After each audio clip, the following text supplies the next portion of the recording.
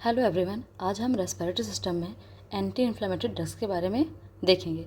तो anti inflammatory जो groups हैं उनमें मास्ट सेल स्टेबलाइज़र है, लॉक्स एंजाइम इनहिबिटर है, ओके एक्सेट्रा। तो अब हम पहले स्टार्ट करते हैं मास्ट सेल स्टेबलाइज़र से। तो मास्ट सेल स्टेबलाइज़र में क्या होता है, क्रोमिल आता है, चाहे आगे आए या पीछे। तो निडोक्रोमिल, क्रोमोग्लाइकेट, ये सारे इनका रूट जो होता है वो इन्हेलेशनल रूट है।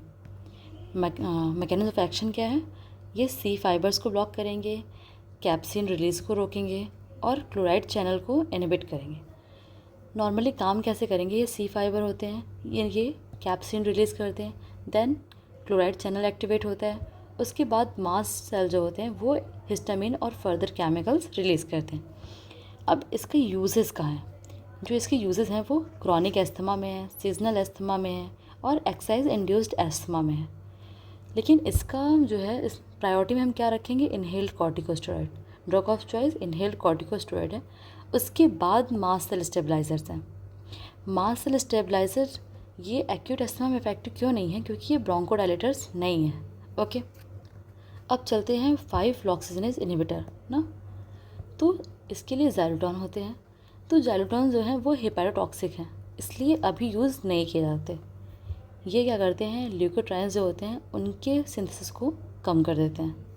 अब थर्ड चलते हैं ल्यूकोट्राइन रिसेप्टर एंटागोनिस्ट। ये सिस LT1 रिसेप्टर जो होते हैं इनको ब्लॉक करते हैं। अगर ये ब्लॉक्ड हो जाएंगे देन ब्रोंको कॉन्स्ट्रिक्शन नहीं होगा, ब्रोंको डायलेशन हो जाएगा। इनके कौन से ड्रग्स हैं, इसमें लुकास्ट आता है, मॉन्टे लुकास्ट, जाफिर लुकास्ट, प्रान लुकास्ट। ओके, अब ये जो होते हैं ना, क्रॉनिक अस्थमा में कॉर्टिकोस्टेरॉइड्स की डोज कम दी जाए, इसके लिए इसको यूज़ कर सकते हैं। ओके, अब हम देखते हैं aspirin induced asthma. Aspirin induced asthma जो होता है, नॉर्मली क्या होगा, फॉस्फोलिपिड्स होते हैं, वो क्या बनाते हैं, एराकिडोनिक एसिड। अब एराकिडोनिक एसिड जो होते हैं वो 2 पाथवे से काम करते हैं, या तो कॉक्स या तो लॉक्स। जब जो एस्प्रिन होता है वो कॉक्स वाला पाथवे रोक देता है। अगर कॉक्स पाथवे रुक गया तो चलेगा क्या, लॉक्स पाथवे। लॉक्स पाथवे का अल्टीमेट क्या होगा, लॉक्स पाथवे में ब्रोंको कॉन्स्ट्रिक्शन होता है और होता है एस्थमा कॉज करता है। तो फिर हम क्या देते हैं, एस्प्रिन इंड्यूस्ड एस्थमा का drug of choice inhaled corticosteroids है। क्योंकि कॉर्टिकोस्टेरॉइड्स क्या करता है, फॉस्फोलाइपेज A2 को ब्लॉक कर देगा। अगर A2 ब्लॉक हुआ देन फर्दर रिएक्शन नहीं होगी। ओके, इसलिए drug of choice inhaled corticosteroids. अब इसके साइड इफ़ेक्ट देखते हैं। तो मॉन्टेलुकास जो होता है ना, ये इओसिनोफिल के लेवल को बढ़ा देता है। अगर इओसिनोफिल का लेवल बढ़ा हुआ है तो वो क्या करेगा, Churg Strauss syndrome, causes peripheral eosinophilia with vasculitis. इसको बोलते हैं चार्क स्ट्रॉस सिंड्रोम। अब हम देखते हैं कॉर्टिकोस्टेरॉइड्स के बाद। जो स्टेरॉइड्स होते हैं ना, इनका मैकेनिज्म ऑफ एक्शन जो होता है ये ब्रॉड स्पेक्ट्रम है। ओके, क्या क्या करते हैं, फॉस्फोलाइपेज A2 को ब्लॉक करेंगे, इओसिनोफिल को किल करेंगे, लिम्फोसाइट्स को किल करेंगे और मास्ट सेल को स्टेबलाइज करेंगे। अब जो है ये ब्रोंकोडायलेटर्स नहीं होते। इसकी टाइप्स क्या क्या हैं, जो है कॉर्टिकोस्टेरॉइड्स जो हैं वो इनहेल्ड फॉर्म में दिया जा सकते हैं, ओरली दिए जा सकते हैं, या तो आप IV दे सकते हैं। तो जो इनहेल्ड फॉर्म में दे रहे हैं आप, ये ज़्यादा इंपॉर्टेंट है, क्योंकि ये कभी कभी एग्ज़ाम में आता है कि 4 इनहेल्ड फॉर्म के नाम लिखें। ओके, तो ड्रग ऑफ चॉइस क्या है, कहाँ पे, क्रॉनिक एस्थमा में है, बेक्लामेथासोन, फ्लूटिकासोन, मोमेटासोन, ट्रायामेक्नोलोन, बुडासोनाइड और साइक्लोसोनाइड।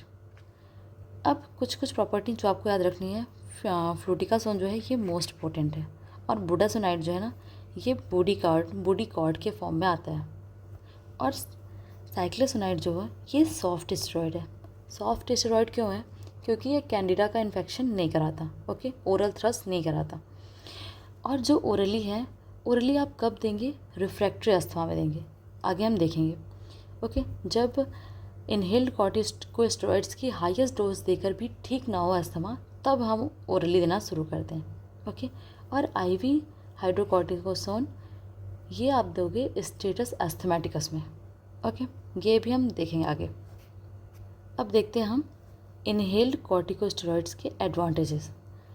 ये सेफ़ इन प्रेगनेंसी हैं, कुशिंग सिंड्रोम का रिस्क नहीं है और हाइपोथैलेमिक पिट्यूटरी एक्सेस सप्रेशन नहीं है। कब नहीं है? जब ये स्मॉल डोज में दिया जाए।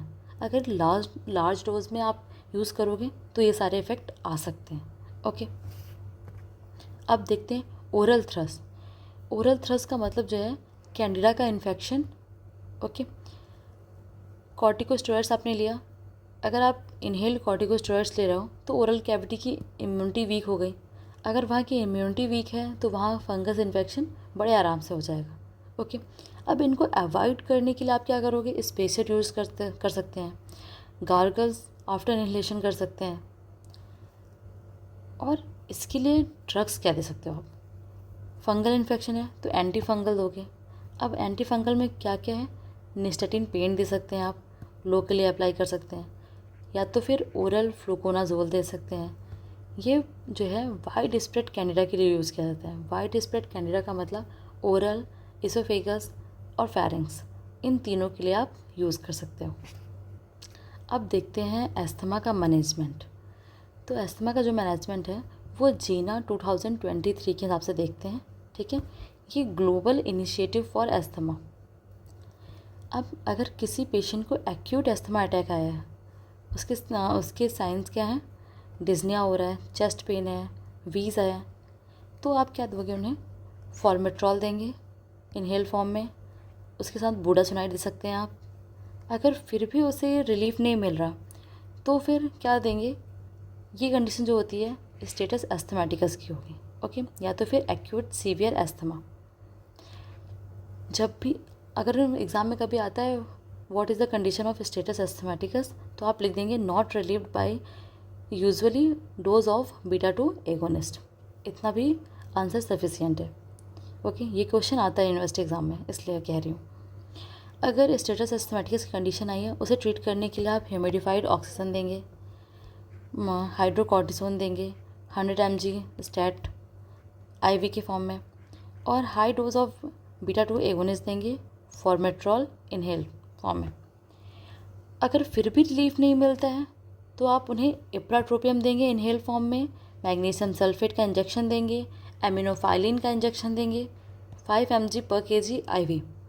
अगर उससे भी रिलीफ नहीं होता है तो आप सबक्यूटेनियस टर्बोटलिन देंगे, IV साल्मेट्रॉल देंगे, और फिर भी इफेक्ट नहीं आता है तो जनरल एनेस्थीसिया देंगे और मैकेनिकल वेंटिलेशन पर रख देंगे पेशेंट को। ये तो एक्यूट एस्थमा का मैनेजमेंट है। और इन सब के साथ आप एंटीबायोटिक्स भी दे सकते हैं और sodium bicarbonate. Antibiotics further infection ना हो इसलिए, और सोडियम बाइकार्बोनेट मेटाबॉलिक एसिडोसिस को मैनेज करने के लिए। अब चलते हैं क्रॉनिक पर्सिस्टेंट एस्थमा पे। अब इसकी प्रोफाइलेक्सिस के लिए आप क्या करेंगे? अगर माइल्ड क्रॉनिक एस्थमा है तो आप उन्हें इनहेल कॉर्टिकोस्टेरॉइड दे दीजिए। अगर मॉडरेट लेवल का है तो इनहेल्ड कॉर्टिकोस्टेरॉइड का लो डोज, यहाँ भी लो डोज। ओके, फिर लापा उसके साथ फॉर्मेट्रॉल। अगर सीवियर का है तो इनहेल्ड कॉर्टिकोस्टेरॉइड्स का हाई डोज विथ लाबा। अगर रिफ्रैक्टरी अस्थमा है तो फिर उनको ओरल कॉर्टिकोस्टेरॉइड्स चलाएंगे। ठीक है, क्योंकि वो इनहेल्ड कॉर्टिकोस्टेरॉइड से मैनेज नहीं होगा। और अगर कॉर्टिकोस्टेरॉइड रेजिस्टेंट अस्थमा है तो फिर वो इनहेल फॉर्म से नहीं काम मैनेज होगा, तो आप ओरली स्टेरॉइड्स देंगे या फिर मोनोक्लोनल एंटीबॉडीज़ देंगे। अगर इससे भी इफेक्ट नहीं आता है तो मोनोक्लोनल एंटीबॉडीज़। अब हम देखते हैं एस्थमा के फिनोटाइप्स क्या क्या है। सीजनल एस्थमा है, एक्सरसाइज इंड्यूस्ड एस्थमा है, और ब्रिटल एस्थमा है।